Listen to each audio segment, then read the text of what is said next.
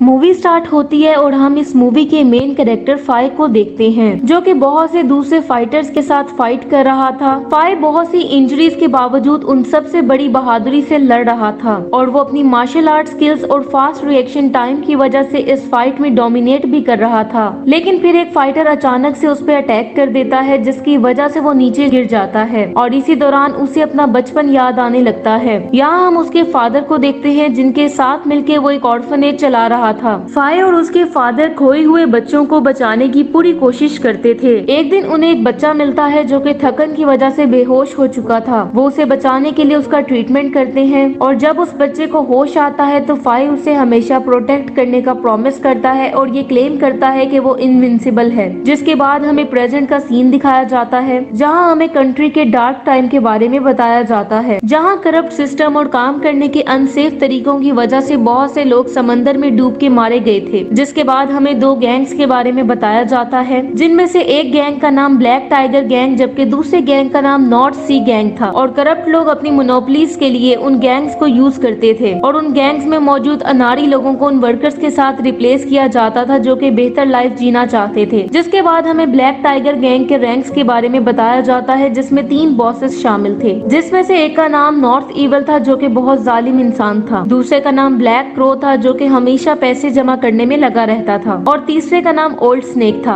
ये तीनों एक साथ एक्टिंग जनरल्स के तौर पे ब्लैक टाइगर गैंग को कंट्रोल करते थे। नेक्स्ट सीन में हम फायर को देखते हैं, जिसने अब गैंग का बॉस बनने का फैसला कर लिया था। वो फाइटर्स के ग्रुप के साथ था और उस ग्रुप का नाम डेयरडेविल वॉरियर्स था। वो फाइटर्स काफी टाइम से ब्लैक टाइगर गैंग्स का हिस्सा थे, इसलिए उन्हें गैंग्स में स्पेशल स्टेटस हासिल था। नेक्स्ट सीन में उन फाइटर्स को ऑर्गेनाइजेशन की हेड जिसका नाम ली था उससे मिलने के लिए बुलाया जाता है, जहाँ पे कुछ लोगों ने एक ट्रेडर को पकड़ रखा था। उसने क्योंकि मास्टर ली के साथ गद्दारी की थी, इसलिए मास्टर ली उसे सबके सामने मार देता है और वही 2 जलते हुए रॉड्स जब उस फाय और उसके साथियों की तरफ करता है तो सभी डर जाते हैं, लेकिन फाय बिल्कुल नहीं डरता बल्कि वहीं खड़ा रहता है, ऐसे जैसे उसे मौत का भी कोई खौफ ना हो। और जब सब फाइटर्स के हाथों पे हॉट टी गिराई जाती है तो सिर्फ फाय ही था जो कि पेन की वजह से जरा भी रिएक्ट नहीं करता। जिसके बाद मास्टर ली उन वॉरियर्स को दूसरे गैंग के हेड को मारने का टास्क देता है और कहता है कि जो भी इस टास्क को कंप्लीट करेगा उसे रिवार्ड के तौर पे ब्लैक टाइगर का टाइटल दिया जाएगा और वो जनरल के तौर पे मास्टर ली की फैमिली का हिस्सा बन जाएगा। नेक्स्ट सीन में हम फायर को नॉर्थ सी गैंग के लीडर के साथ फाइट करते हुए देखते हैं। यहाँ उन दोनों में जबरदस्त फाइट होने लगती है और नॉर्थ सी गैंग का मास्टर फायर की तलवार नीचे गिराने में कामयाब हो जाता है। जिसके बाद वो फायर पे मुसलसल अटैक करने लगता है, लेकिन फायर फिर भी उन अटैक्स को बड़ी आसानी से डॉज कर रहा था। मौका मिलता ही फायर उस पे काउंटर अटैक्स करता है, जिसके बाद वो गैंग लीडर को उसी की तलवार से मारने में कामयाब हो जाता है। थोड़ी ही देर में उस गैंग के बाकी लोग भी वहां पहुंच जाते हैं और फायर पे अटैक कर देते हैं, लेकिन फायर उनमें से भी कुछ लोगों को मार गिराता है और एक आदमी को शील्ड के तौर पे यूज करते हुए विंडो से जंप कर देता है। इसके बाद हमें वही सीन दिखाया जाता है जो हमने मूवी के स्टार्ट में देखा था, जब फायर बहुत से फाइटर से लड़ रहा था और यहाँ भी वो अकेला कई लोगों को मार गिराता है, लेकिन फिर भी वो फाइटर्स कम होने का नाम ही नहीं लेते। यहाँ हम देखते हैं कि फायर जब उनमें से एक फाइटर के अटैक से नीचे गिरता है और बाकी सभी लोग मिलकर उस पर अटैक करके उसे मारने ही वाले थे कि तभी उसका एक साथी वहाँ फायर क्रैकर छोड़ के सभी लोगों को डिस्ट्रैक्ट कर देता है और फायर को बचाने में कामयाब हो जाता है। जिसके बाद हमें ब्लैक टाइगर गैंग का हेडक्वार्टर दिखाया जाता है, जहाँ फायर बेहोश पड़ा था और उसके साथी परेशान होने के साथ साथ हैरान भी थे कि वो अकेला इतने सारे लोगों को मारने में कैसे कामयाब हो गया था। ये देखकर मास्टर ली भी उसे अपने बेटे के तौर पर अडॉप्ट कर लेता है, जिसका मतलब ये था कि अब उसका शुमार गैंग के जनरल्स के तौर पे होगा। जिसके बाद वो सभी को ये ऑर्डर देता है कि फायर हर हाल में ठीक हो जाना चाहिए। साथ ही वो अपने पहले वाले 3 बेटों को डांटने लगता है कि उनमें से कोई भी ऐसा काम नहीं कर सका जो फायर ने किया है। नेक्स्ट सीन में हम देखते हैं कि गैंग का एक मेंबर फायर का ख्याल रख रहा था, जिसे वो पहले भी मिल चुका था। वो मेंबर ऐसे बिहेव कर रहा था जैसे वो फायर का सबसे अच्छा फ्रेंड हो। वो फायर से कहता है कि अब वो दोनों बेस्ट फ्रेंड हैं। फायर इस बात से एग्री नहीं लग रहा था, लेकिन वो उसे कुछ नहीं कहता क्योंकि वो उसका ख्याल रख रहा था। इसी दौरान फायर को अपना चाइल्डहुड याद आ जाता है, जहाँ वो ऑर्फनेज के बच्चों के साथ मिलकर खेल रहा था जो कि उसके बेस्ट फ्रेंड्स थे। जिसके बाद हम देखते हैं कि उनमें से एक बच्ची जिसका नाम फॉ था, उसे गैंग मेंबर किडनैप कर लेता है और फायर उसे नहीं बचा पाता। जिसके बाद सीन शिफ्ट होता है और हम प्रेजेंट टाइम में नॉर्थ सी गैंग के न्यू लीडर को देखते हैं, जो कि फॉर्मर गैंग लीडर का बेटा था। यहाँ वो अपने फादर की डेथ का बदला लेने की कसम खाता है। जिसके बाद हम फायर को देखते हैं जो कि एक टैटू बनवा रहा था। जिसके बाद टैटू बनाने वाला आदमी उसे 2 कीज के बारे में बताता है, जिनसे एक तिजोरी को खोला जा सकता था। उस तिजोरी तिजोरी में ब्लैक टाइगर गैंग अपने जमा किए गए सारे पैसे रखता था और उन कीज में से एक ब्लैक क्रो जबकि दूसरी ओल्ड स्नेक के पास होती थी। नेक्स्ट सीन में हम देखते हैं कि फाई को ऑफिशियली मास्टर ली के फोर्थ सन के तौर पे अडॉप्ट कर लिया जाता है, जबकि ब्लैक टाइगर गैंग सी पोर्ट पे पूरी तरह से कंट्रोल हासिल कर लेता है। जिसके बाद हमें कुछ टाइम बाद का सीन दिखाया जाता है जहाँ फाई जनरल के तौर पे सेटल्ड हो चुका था। उसकी एक गर्लफ्रेंड भी थी जिसका नाम ऑर्किड था, लेकिन फाई को हर रोज फॉग के बारे में नाइटमेयर्स आते थे, जिसकी वजह से वो बहुत ज्यादा परेशान हो जाता है कि शायद फॉग को प्रोस्टिट्यूशन के लिए फोर्स किया गया हो। जिसके बाद हमें दोबारा से पास्ट का सीन दिखाया जाता है जहां ऑर्फनेज में आग लग जाती है जो कि गैंग मेंबर्स ने ही लगाई थी और उसी आग से उन ऑर्फन बच्चों को बचाते हुए फाई के फादर की डेथ हो जाती है। नेक्स्ट सीन में हम देखते हैं कि सभी गैंग मेंबर्स फाई के गैंग फैमिली का हिस्सा बनने की वजह से सेलिब्रेट करने लगते हैं। फाई को सभी गैंग मेंबर्स कांग्रेचुलेट करने लगते हैं, लेकिन एक मेंबर ऐसा नहीं करता और वो था नॉर्थ इवल, क्योंकि उसने फाई को अभी तक गैंग फैमिली के मेंबर के तौर पे एक्सेप्ट नहीं किया था। यहाँ फाई और उसके बाकी दो ब्रदर्स में तो दोस्ती हो चुकी थी, लेकिन नॉर्थ इवल फाई को फाइट करने के लिए प्रोवोक कर रहा था, लेकिन फाई बिल्कुल काम रहता है और वो नॉर्थ इवल की बातों का जवाब बातों से ही देता है। इविल नॉर्थ के बिहेवियर की वजह से ब्लैक क्रो और इविल नॉर्थ में हीटेड आर्गुमेंट्स होने लगते हैं, क्योंकि वो दोनों भी एक दूसरे को पसंद नहीं करते थे। इतनी ही देर में मास्टर ली वहाँ आ जाता है और उन पे गुस्सा करने लगता है, क्योंकि वही था जो इन सभी को कंट्रोल कर सकता था। नेक्स्ट सीन में हम फाई के चाइल्डहुड फ्रेंड्स को देखते हैं जो कि ऑर्फनेज में बच्चों का ख्याल रखते थे।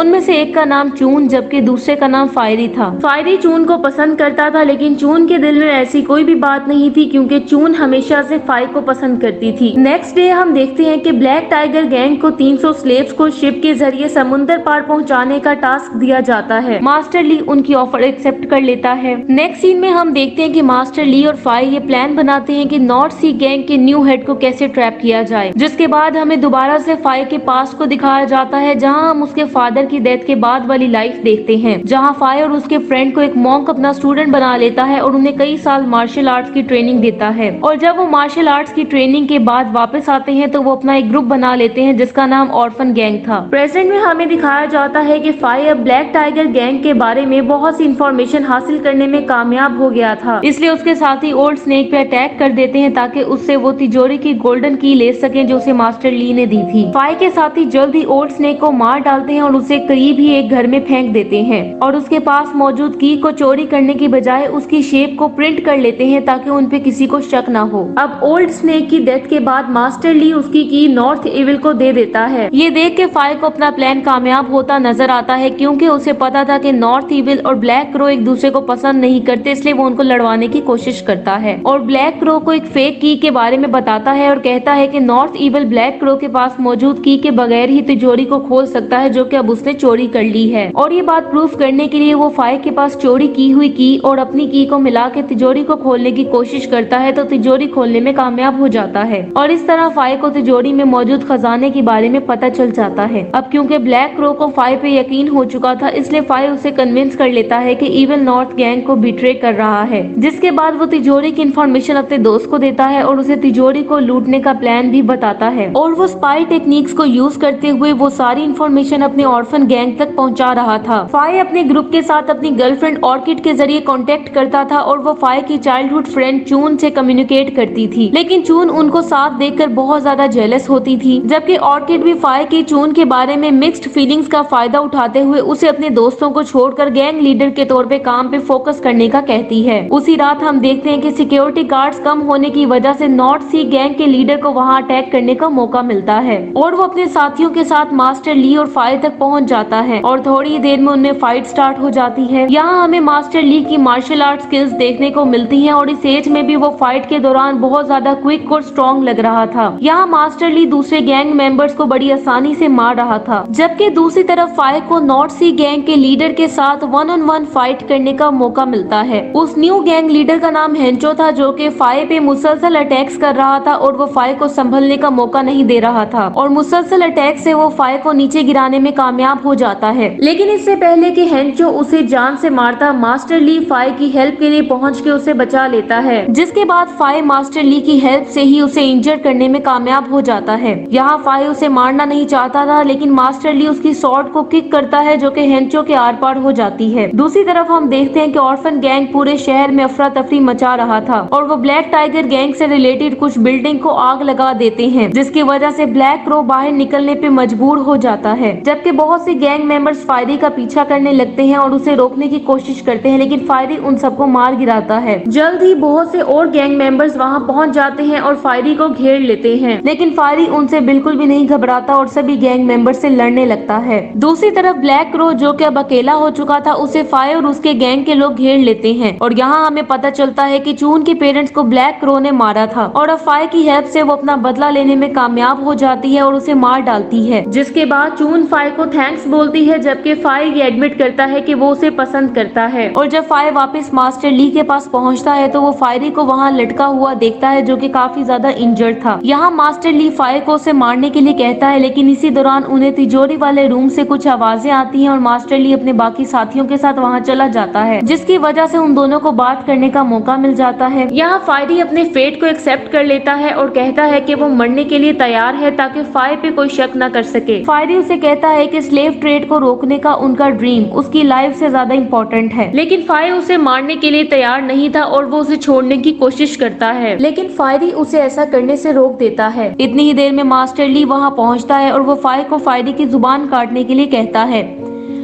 फायर ऐसा करने ही वाला था कि तभी कुछ मेंबर्स ब्लैक क्रो की डेड बॉडी लेके वहां पहुंच जाते हैं और उसकी बॉडी पे नॉर्थ इविल की केन के निशान देख के सभी लोग बहुत ज्यादा हैरान हो जाते हैं और सब लोग नॉर्थ इविल पे शक करने लगते हैं। नॉर्थ इविल जब इस बारे में फायरी से इंटेरोगेट करने लगता है तो फायरी उसके कान में कुछ कहता है और साथ ही अपने आप को सॉर्ड से मार लेता है, जो कि नॉर्थ इविल ने उसकी गर्दन पे रखी हुई थी, जिसकी वजह से सिचुएशन मजीद खराब हो जाती है और सबको लगता है कि नॉर्थ इविल ने उसे जानबूझ के मारा है। इसी वजह से मास्टर ली भी उस पर शक करने लगता है। इसी दौरान फायरी की डेथ से बहुत ज्यादा दुखी था और उसे याद आता है कि वो फायरी से पहले इस गैंग में जगह बनाने में कामयाब हुआ था। अगर ऐसा ना होता तो आज फायरी की जगह वो हो सकता था। उसी दिन फायर जब ऑर्किड के पास था तो वो फायरी की डेथ की वजह से रोने लगता है और कहता है कि अब जब उसका बेस्ट फ्रेंड उसके साथ नहीं है तो वो अब तक जो कुछ कर रहा था उसका क्या फायदा, क्योंकि वो अपने दोस्त को तो बचा नहीं पाया था। अब जबकि सिर्फ नॉर्थ इविल जिंदा था और उसके बाद फायर अकेला थ्रोन का हकदार हो सकता था, लेकिन अगर नॉर्थ इविल मारा जाएगा तो सारा शक फायर पे आ जाएगा, इसलिए वो उसे नहीं मार सकता था और साथ ही उसे उन 300 वर्कर्स को भी ढूंढना था जिन्हें वो बेचने वाले थे। फायर की ये बातें उनका वो दोस्त जिसने उसका इंजरी के दौरान उसका ख्याल रखा था वो सुन लेता है, लेकिन इस बारे में किसी को ना बताने का फैसला करता है। जिसके बाद हम देखते हैं कि फायर एक ब्लाइंड मैन को कुछ पैसे देता है और उसे वो स्टोरी सुनाने के लिए कहता है जिसमें ट्रेटर का जिक्र था। मास्टर ली जब उसकी स्टोरी सुनते हैं तो वो उस ब्लाइंड मैन को अपने सभी मेंबर्स की आवाजें सुनकर उनमें से ट्रेटर ढूंढने का कहता है, जिसके बाद वो सभी गैंग मेंबर्स की एक एक करके वॉइसेस सुनने लगता है और जब ली की बारी आती है तो वो ब्लाइंड मैन के कान में कहता है कि वो उस ग्रुप का हिस्सा है जिसने कल रात अफरा तफरी मचाई थी। ये सुनकर उसे याद आता है कि उन्हीं लोगों ने उसे बहुत से पैसे दिए थे, जिसकी वजह से वो ली की वॉइस को भी क्लियर कर देता है। उसी रात जब नॉर्थ इविल मसाज के लिए जाता है तो वहाँ ऑर्किड भी पहुँच जाती है। यहाँ ऑर्किड उसे अपना रियल नेम बताती है, जो कि फॉ था,